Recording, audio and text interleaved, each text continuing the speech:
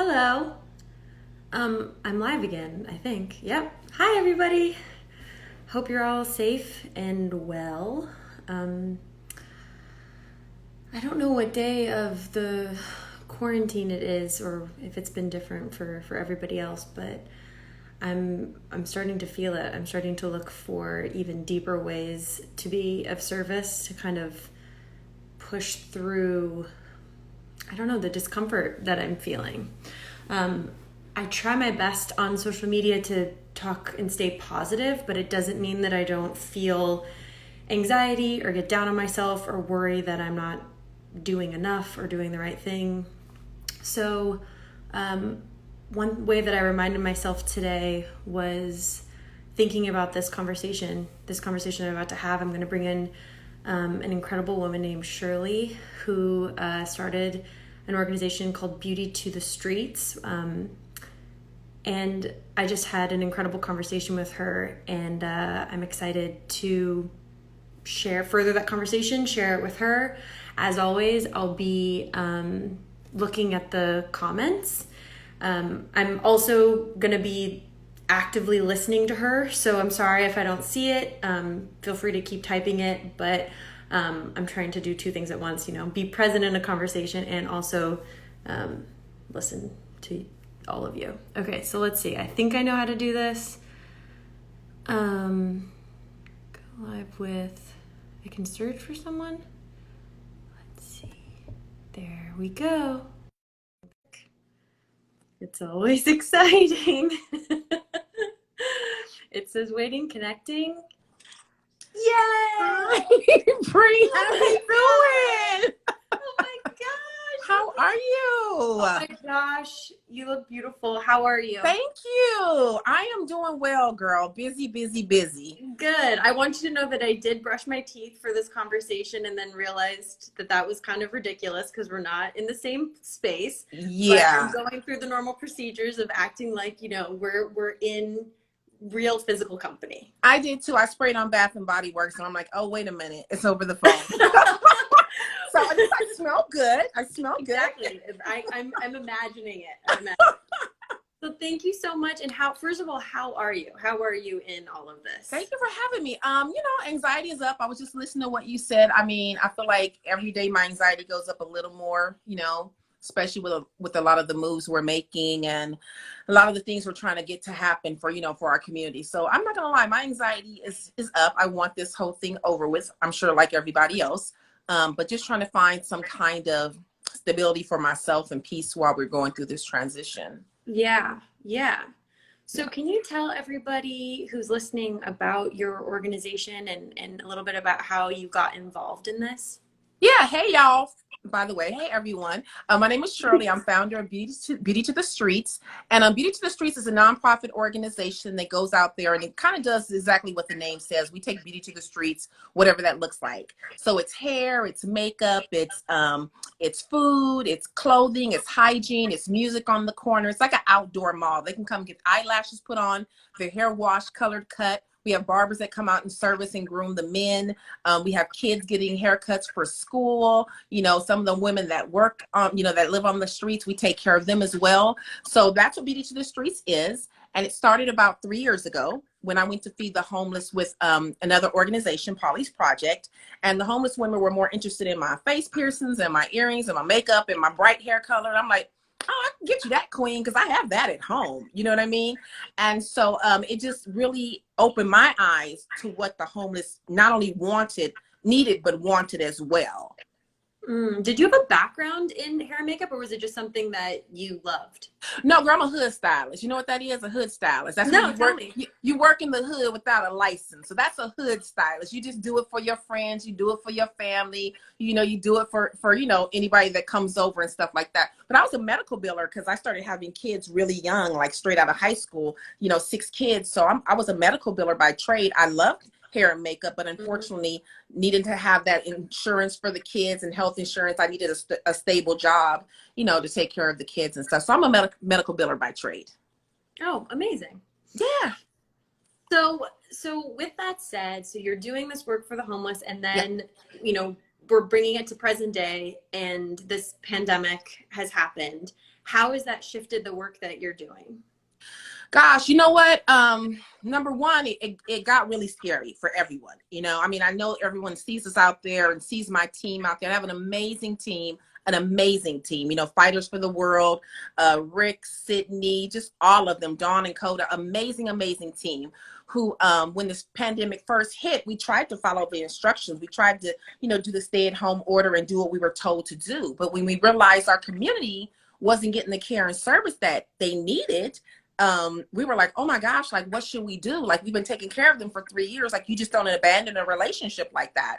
You know, our first time out there, however, we were more aware of, oh my God, they lacked the information. Like, we have the information. They didn't know what was going on. They were like, oh, we heard it's a bad flu out there, or we heard it's a bad cold. And I'm like, no, that's not what it is at all. And we realized not only do we need to give them things to help them, to feed them, to help them, you know, find comfort in this situation and health, but also education as well. So we find ourselves being a source of information and education out there more than anything. And we're not trained for this. I wasn't prepared for this. I thought that they knew what was going on. But when you stop and think about it, it's like, okay, they don't have access to TVs like we do. You know, some of them that do have cell phones, a lot of the shelters and missions and charging places where you can go charge your cell phone during the day closed down due to social distancing. So now they don't have an ability to charge their cell phone. So they don't get the news that we get. They don't get the updates from the CDC. I'm like, oh, that's right. They don't even know what's going on. So they were just like blind walking. They didn't know what was going on. Wow. Yeah. So from our conversation, it sounds like now the shift is not, so you're not doing the normal like hair washing, eyelash extensions. That's not what's going on right now. Now it's kind of just like getting into like the basics of like, do you have what you need to be able to weather this storm?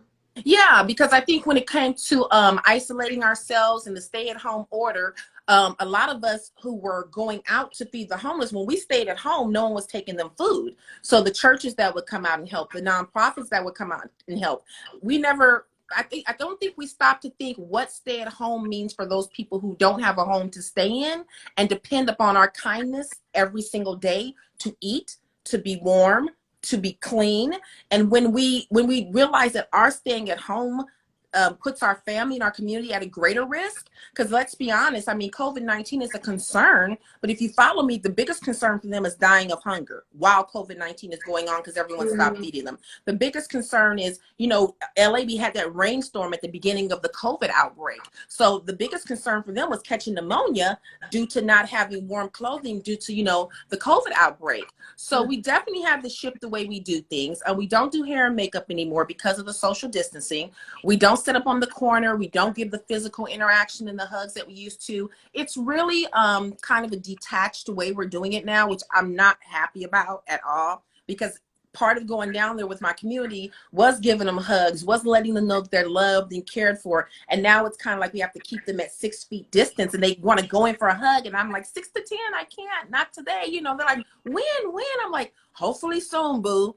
You know, but we try to give them as much love as we can through the car window, inside of the bag, which has hand sanitizers, face masks, you know, food. I used to cook myself, but I'm not cooking anymore because of, one, we couldn't get the groceries at the store when COVID-19 first broke out. Now that we can get some type of groceries, it's like, how do you cook a hot meal and bring it and stay 6 to 10 feet away from them? Like the distance, it's so concerning, and we can't figure that piece out. So we're still giving, you know, McDonald's hamburgers until we can figure out how we can bring our pots and pans back down there and serve them a plate and place it in their hand.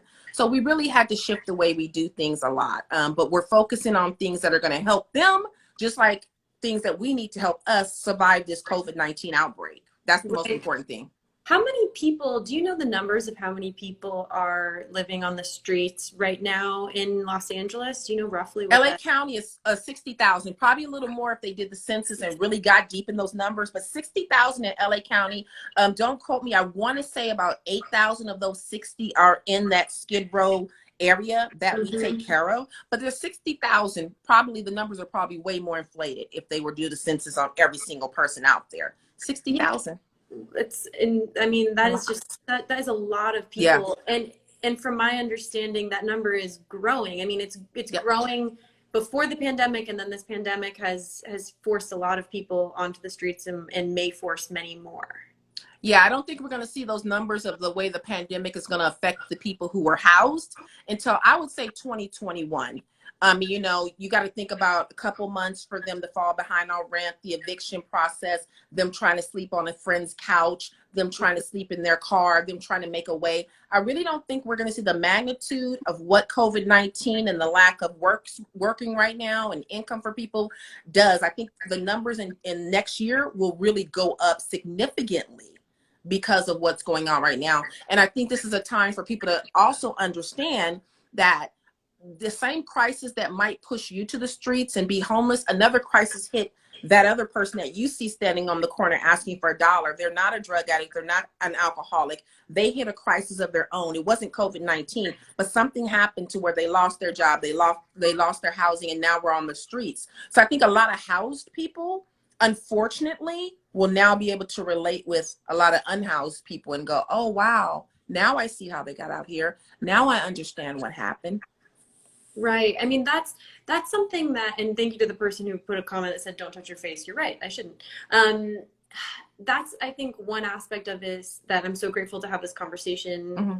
about is, you know, bringing a face to these people. I feel like the concept of othering, of seeming like making it seem like these are people that are different from us when Yeah. really they are us, Yeah.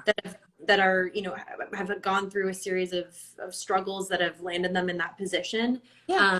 And now when we can shine a light to it and bring the humanity to it, I'm just excited about what we can do. So what are the things that, and for anybody who's just tuning in, this is Shirley. We're talking about her organization, Beauty to the Streets, and what we can do for those without a home right now. Yes. So what are the ways that people, I know you're not accepting physical like volunteers right now. Correct. Okay, so what are the things that people can do at home? What are the ways that we can support?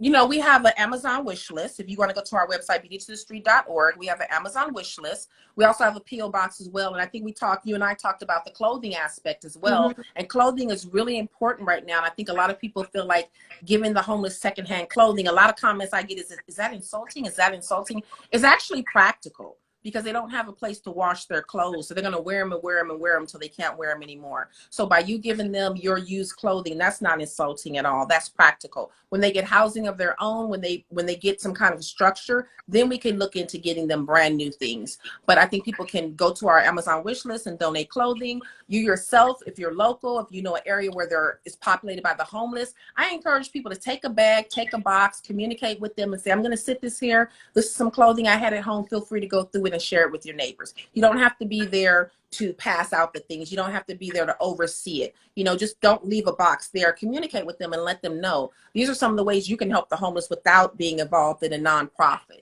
You know, we also have, you know, I know everyone's struggling right now, but we do have our PayPal, Cash App, Venmo, and Patreon. There's so many things that outside of helping a nonprofit that I feel like people can do. It's hot outside. If you go to the store, go to Costco, and you happen to get a case of water, grab a case of water for the homeless. Go out there and set it out there. I know a lot of people have fear factors of you know, is it safe out there? It's to me, the question is it safe in the grocery store?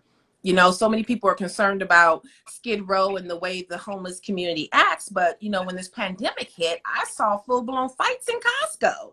These are housed working people. You know, desperate times bring out sometimes the worst in people. And the homeless aren't desperate like that.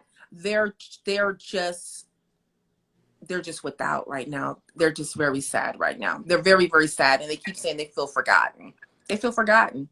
While everyone is washing their hands, while everyone's putting on face masks and gloves, they're like, what about us? We feel forgotten. You know, people stop coming to feed us. People stop bringing us clothes, you know, and unfortunately, you know, there's kids that live down there too, Bree.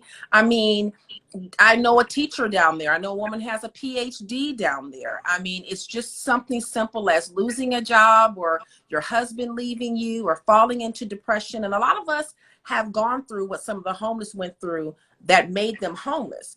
But thanks to God, our mistakes or our struggles or trials didn't lead to homelessness. You know, you might have did something stupid. You know, a lot of times people say, did the homeless do something to cause that? No, but let's just say they did. You might have done something too. How many people have not had a lot of money in the bank and go, I really want that pair of shoes. Okay, I'll figure it out next month. I'm going to get those shoes because I really want them. That's a careless mistake that could have made you homeless, but it didn't. You were able to compensate and get that money in to pay your rent. We all done things that, may not have been the correct way, but no one deserves to be homeless. Nobody. Yeah. Not in a first world country like this, the richest country. No one deserves to be sleeping on the street. No. And as you were saying, as you're talking, like, because there are a lot of people that are strapped right now, and, Yeah. and asking for money is not the answer for everyone right Yep. now. But I will say, I know a lot of people in my own life personally that are using their spare time to clean out their closet. Yeah. And there aren't a lot of places that you can donate to right now. I know that like Goodwill and places like that are completely stopped. So Yes. I would say it sounds like if you've gone through your closet, if you have some extra things, and you can freshly launder them and bring them to the address on your website.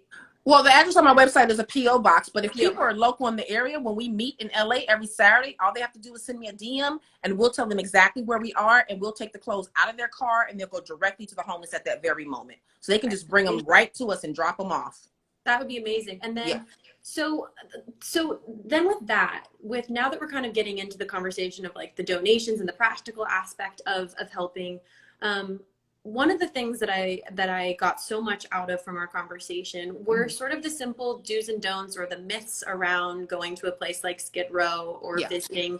So I think we started first with, I asked you about, if you see a homeless person on the street and they ask for money, is it appropriate to give them money? Like, what are the ways that we can actively support this community in a way that's positive?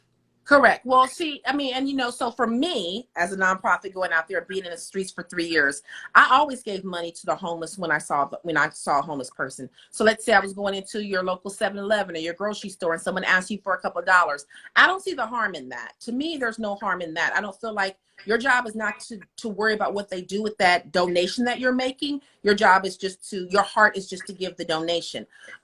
In Skid Row, I would say that's not practical for many, many reasons. People always want to send money. People want to send gift cards. If anyone sees me give $20 to the next homeless man, I immediately put his life at risk because they now know he has $20 and someone's going to rob him for the $20. So I'm not doing him any justice by giving him money. If I give him a gift card and say, here's a gift card for McDonald's, here's a gift card for Starbucks, I'm just naming places. Go in this establishment and purchase something. The first thing we do is housed people. We look at the homeless people, the way they look, the way they smell, and nobody wants them in their establishment. Even if they have money in their pocket, even if they have a gift card in their pocket, they're not accepted and treated as human beings as they should. And so people are like, get out of here, get out of here. You're bad for business. You're bad for business. So they don't get to spend the gift card that you gave them or the money because no one wants them in those establishments. So you giving them money is kind of pointless when they really can't spend it. So I think just buying the items yourself for them, giving them the food that they need and buying it for them, I have no problem with that in Skid Row. I think that's practical. Like I said, in front of your grocery store, in front of a 7-Eleven, where it's just one guy over here, you're giving him a couple bucks, he's going inside, you're not putting him at risk at all. I think it's okay to do that. Right. And there was another thing you talked to me about with physical donations, about like name brand items. So like donating a pair of Nikes, for example. Yeah. Yeah. It's like, when we had a little kid out there and people he needed shoes, and a lot of people wanted to give me name brand shoes. We have Jordans, we have we have Nikes, and it's like, name brand thing. I mean, I grew up in the hood, and I'm older, a lot older than everybody else. So I remember when people used to rob people for their shoes that were on their feet, brand new shoes. So you got to think, when you give them name brand things, you put them at risk because everything has value down there. It's kind of like, the end of the world type of scenario.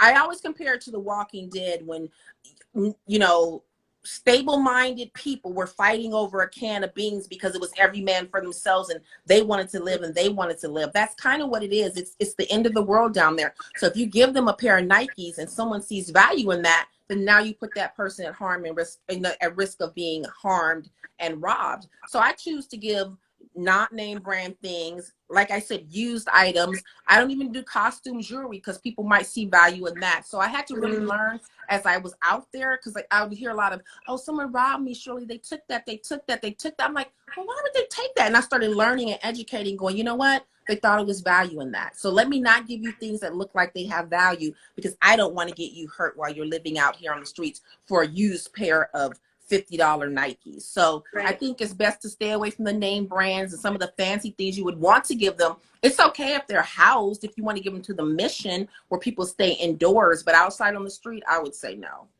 Wow. Yeah.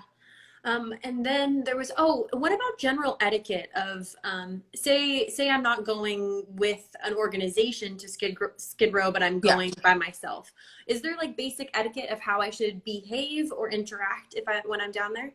Yeah, I think there is. I think you have to remember that you're going into their home. I don't care if it's four walls or door. This is where they sleep. This is where everything that they own of value is outside. This is their house. When we leave our house, we lock our door, right? When you get out your car, you lock your car. You want to protect your belongings, your assets. You're walking into their home. I think a lot of people think these are public streets, so I can just walk over here and I can just do what I want. It's their home. And one of the things we did when we first went down there, thanks to Fighters for the World, the MC club, the motorcycle club that comes with us, they had that mindset that I didn't have. They were like, Shirley, we need to ask to be on this block. I'm like, what do you mean ask? They're like, this is their house. This is their block. So we started asking permission. Do you mind if we set up on the corner and feed right here? And someone would say, no, as long as you guys pick up the trash, because a lot of people leave trash around here and they want their street, which is their house, clean as well. So we started asking permission. So when you go down there, it's not for photo op, it's not to stick a camera in their face. It's not to think that you could just walk over to them. Like, it literally is their house and you have to knock. You wouldn't want someone to walk through your front door. And right. So, we are like, hey, we're here, or, knock. Is anybody home? That's what I say from the outside of the tent. So we just have to remember that this is somebody. Unfortunately, the streets are someone's house, a lot of people's houses. Right. Yeah. So, we've got a couple more minutes and I am seeing some questions come up. So if you don't mind, I'll just throw No, go ahead. One that I've seen a couple of times actually are people in England that are wondering if they can do donations, and if so, how that would be possible. We do have PayPal. PayPal works for people in England. We do have PayPal. And again, if you go to our website, there is a address on the website. It's a P.O. box. If you feel comfortable mailing things, a lot of people want to mail things, that's fine. We try to make it whatever way you feel comfortable, how you want to give, how your heart wants to give. But if they want to give money, they can give it through PayPal. If they want to mail items specifically over to the homeless, they can use the P.O. box, or again, go on the Amazon wish list. I don't know if it works in England. That I don't know. Okay. Yeah, I just saw another one of someone asking how to donate from Ireland. I believe it's the same thing. Same thing. Yeah. So other countries, if you have spare money to give. And then another question, which I realized I should have asked this from the beginning, but I've been seeing people ask, what is Skid Row? So I should have asked you that from the beginning. But that's okay. Yeah. Skid Row is an area inside of LA County. So, it's a little area populated in LA County that's populated by homeless people. So Skid Row has a lot of industrial buildings and big like corporate buildings, not so many like mom and pop shops. So it's a lot of places where they can set up tents and sleeping bags. So it's kind of like a tent city, and a lot of industrial buildings and things where they can just, set up without traffic going in and out. So it's a little area inside of Los Angeles County, and they call it Skid Row. So it's where the majority of the homeless populate. And it's also where the missions are. It's also where any of the housing is going to be. So you're going to have more people down there. So since Skid Row has so many homeless people in one spot, a lot of nonprofits, a lot of churches tend to go to Skid Row, because instead of us driving all through the streets looking for the homeless to feed, we can just go to Skid Row where we know there's 8,000 people at least, and we can set up on a corner, and we know they'll come to us because they're going to go to the mission. They're going to go over here where they can wash clothes. So we just kind of come to where they are and set up at that general spot. And just so everyone's aware, thank you, Shirley, for that explanation. Just so everyone's aware, I am paying attention to the comments. So if you do have something that you would like to ask, I'm paying attention. I wear glasses. I'm not, so I'm squinting. So well, my eyelashes are too long for my glasses, so I'm just squinting. Oh, someone asked about COVID in the homeless community. So I like, are they being tested? And if so, like, is there something that can be done around that? How would that affect the homeless community? Should someone contract that? Is there anything regarding the virus itself? Yeah, they are being tested, thank God. Testing started, I believe, I want to say 2 weeks ago. I can give you numbers of 2 weeks ago. I'll find out the more accurate number tomorrow. but last I knew, 750 were tested. And I believe there were 73 confirmed out of 750 tested. No, no one hospitalized and no life-threatening symptoms. So it is an outbreak down there. In one of the missions, a worker contracted it. He passed away, unfortunately, and they started testing that mission, and that's where the numbers are coming from. So unfortunately, that mission where that worker was and he passed away, that's where the numbers are all coming from. So they know where they're coming from. It's not randomly on the street. It's anyone that was in that mission or around people who were in that mission. So at least they've got kind of an isolation on it.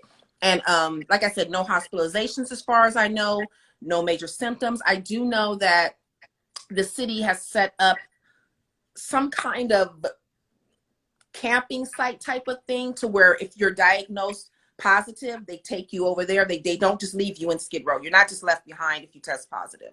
I know they're taking them out. They don't have to take them to the hospital because they don't have serious symptoms. And I know that the testing, a lot of people have asked too, well, how do you find the homeless people after that you test them? They're getting their results immediately. I'm not an expert on the test, so I don't know what that is. I've talked to the homeless who are getting tested, and the results are immediate. They're not waiting. So I don't know what kind of test they have for them, but that's a good idea, because if they were to test, they're not going to come back and find out the results. So They get immediate tests, and if they're positive, they're taken away. Right. Thank you. So I'm getting a lot of questions of people asking about what they can do if they don't live in Los Angeles, or what they can do for their local communities.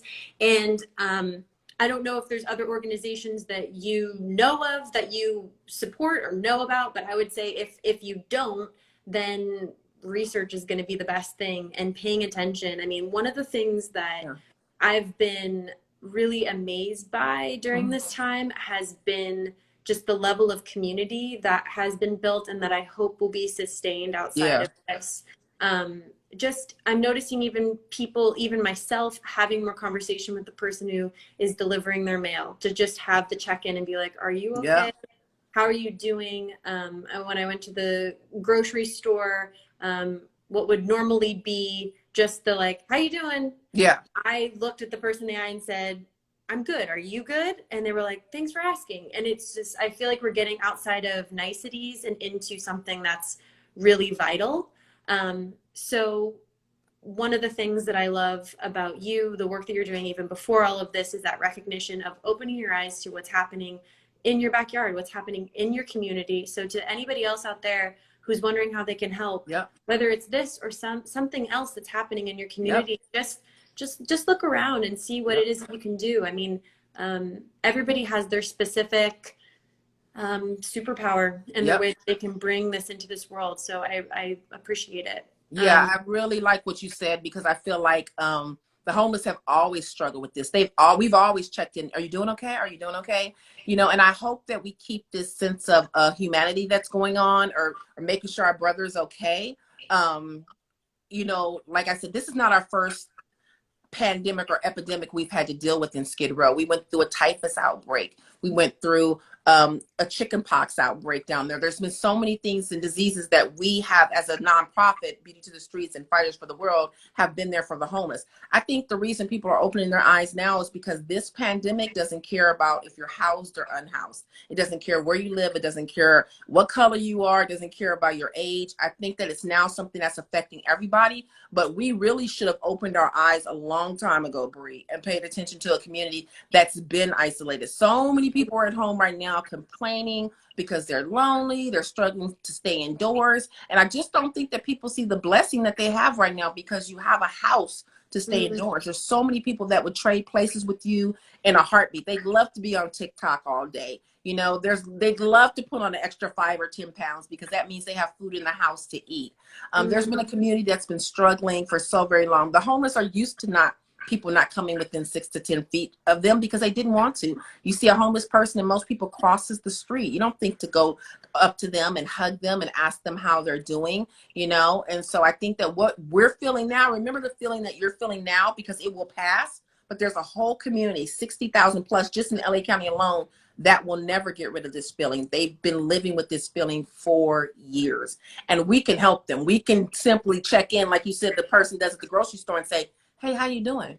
You're doing good. You can get in your car. You can go to any area in your community and say, hey, are you guys doing okay? Is there anything that you need? You some water? You want some socks? Like, is there anything I can do for you? Can't get you off the street, but I can give you something if you need it, you know? So we have to continue to check in and remember that when things go back to whatever our new normal is, there's a community that's still going to need us. Yeah, yeah. So for those that didn't hear before, we're talking about the homeless population in Los Angeles, but this is obviously a global issue. Yes. And if you want to help, Beauty to the Streets is the place to go. And there's an Amazon wish list there where you can, there's a wide variety of things at different price points. So you don't have to worry about spending a ton of money in order to do your part.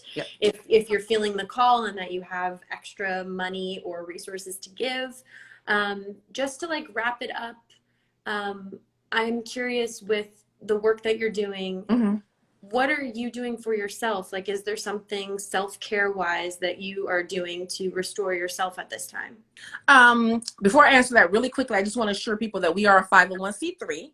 Because I think that makes a lot of people feel more comfortable. We do have a lawyer and accountant and all those things. So we are a 501c3. We've been so for 1.5 years now. You know what, Bree, like I told you before, the reason I started my nonprofit was because I buried one of my kids. And, you know, the loss of a child, I've not been okay mentally for a very long time. I swallow 20 milligrams of Prozac a day, and Dawn from my team calls me every day to make sure I don't forget to take my Prozac. I'm used to not being okay. And one of the things that I found that made me okay was focusing on other people to make sure they're okay. So though I'm scared right now, though every time I get a cough or a tickle in my throat, I'm taking my temperature 5-10 times a day, completely paranoid because I'm not able to self-isolate like most people are because I'm still going out to my community. Seeing them and being around them is my healing. It just has been since I started my nonprofit. It's the reason that it's one of the things that gives me hope every day and makes me wake up and go, you know what? Even though my life is not what I wanted it to be, at least I have something to give right now. So the way I don't know, people don't understand it, but the way I'm getting through this is by taking care of my community and still being there for them. You know, it's teaching me a lot about myself. It's showing me the character that I have inside. There's been a lot of times where I haven't stood up for people like I should have. I always said I would. I wanted to, but I'm human and I didn't. Now, you know, at 52, here's another opportunity. Am I going to do it? And I'm actually doing it. I'm like, you know what? You're actually doing what you said you're going to do, Shirley. You're standing up for people. So it's showing me inside the growth that I have. And I absolutely am in love with my community. I am in love with them. And I mean, I wouldn't leave them. You're not going to leave your husband if you're in love with him. You know, you're not going to leave your community. So that's what I do to take care of myself, is by taking care of them. And life makes sure I'm okay. Life, God, the universe, call it what you will. It makes sure I'm okay. You know, as okay as I can be. You know. Amazing. You're amazing. I try. Girl, I shall try. It's hard. It's so hard, girl. It's so hard. But I want to say, like, as I started this video, I don't know what happened, but this morning I woke up and I just felt like an antsiness inside of just just didn't feel right. And this conversation has helped me so much. I hope that other people who have listened to it feel the same way, to remind ourselves that we can take that. Because really, what is that antsiness that I'm feeling? It's energy. It's energy that I can use towards something. And so this is just another way that I can put my energies towards something that's for good. So thank you so much. No, thank you. I think this is amazing. Like, you know, people like you that have a large platform like this and to use it for the greater good. Like you said, everyone can't come out their pocket financially with money. And I don't even know if that's always the answer. But platforms like this, you know, helping people have a sense of awareness, helping little nonprofits like mine, people understand what we do in our community. This is big. This is a big deal. This is you doing a lot from behind your four walls and a door. And a lot more people should do it. And I hope a lot more, not even with just my nonprofit, with anybody that's out there taking care of our community. I think it's people like you who have the following to open the eyes for other people and allow people like me to have a platform to talk about it. So I really appreciate you. And I know you're antsy inside, but I've been grateful since your team contacted me. I'm like, okay, now, you know, we get to talk about it a little more. People get to listen. So you're doing your part. We're all soldiers in this war, and we all have different roles to play. And you're absolutely doing your part. Thanks, Shirley. Don't cry, girl. I got eyelashes. I appreciate it. I really look forward to doing something in real life with you sometime, and I look forward to it it will too. be in touch. We'll keep checking in and making sure that we got our Yeah, heads on straight and we just keep moving forward. So thank you. absolutely, absolutely. And any information I can give you that you can pass on to other people that can educate and enlighten them about our community, and if we all work together, hopefully one day we won't be having this talk about anybody being homeless. Wouldn't that be That wonderful? would be amazing. Not Yeah. just here, not just in LA. I'm concerned about homeless all over. I just want people to know in every country, all around the world, I am concerned about your homeless as well. I feel like if we solve it here, we solve it for all. You know, if they find a cure for cancer in Ireland, it's going to spread over here. You know, if they find a cure for this over here, it's going to spread over here. If we can find a cure for homelessness or help in our community, it's going to spread to everyone else, and we can share that information. So by us taking care of our community, believe me, we are trying our best to take care of yours as well. Thank you. Thank you so much. You're welcome. And thank you to everybody who tuned in, who listened, who Thank shared their thoughts y'all. and comments. We appreciate you. Thank y'all, Cordell and my people. I see some Stay. of my followers on there. Thank you, Cordell and Venus and all you guys. I have all my little followers. I have my little gang on Yes, there. Thank please. you so much. Give all your shout outs that you All my little the followers, team. Cordell Yes. and This is your Venus, chance. and all my little gang. I'm sure Nicole is on here. All my little gang followers who I love so much. That's Cordell. Thank you Russell. so much. Those are my faithful followers, girl. Those are my faithful followers. They're amazing. It's amazing to have faithful followers who care about your community. They're amazing people. I love them. For sure. Thank you. Thank you, Bree. We'll just keep this conversation going. Have a beautiful rest of your day. Everyone else out there, thank you. Have a blessed Stay day. safe. And bye. Bye. Bye. Bye. Thank you all so much for coming. Do you like how I just am doing beginnings and wrap-ups now? I'm learning how to do this.